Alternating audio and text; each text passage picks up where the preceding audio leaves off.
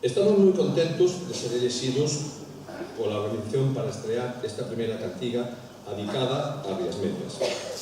Queremos tamén agradecer aos compositores por escribir e musicar esta linda, humilde e orgullosa canción coreana dedicada ás Rías Medias. Tamén queremos agradecer pois toda a xente que detrás deste acto que, bueno, o transcorrer vai sendo un lixeiro, pero detrás hai moito traballo. Queremos agradecer pois, a unha persoa que, entre todas, que sempre estuvo pois, axudándonos no sentido de estar como na casa. É unha componente, chamase Lourdes Cernadas, se a querer identificar é a que está vestida de paisana.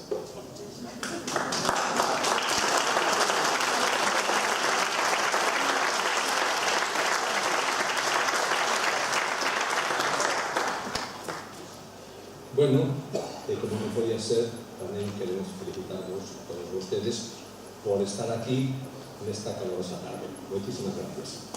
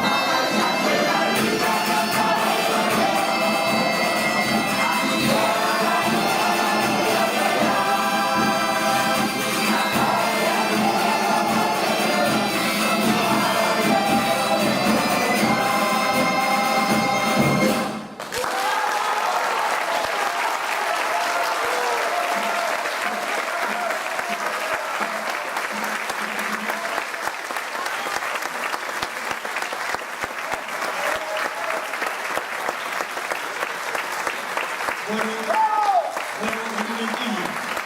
Eu vou facer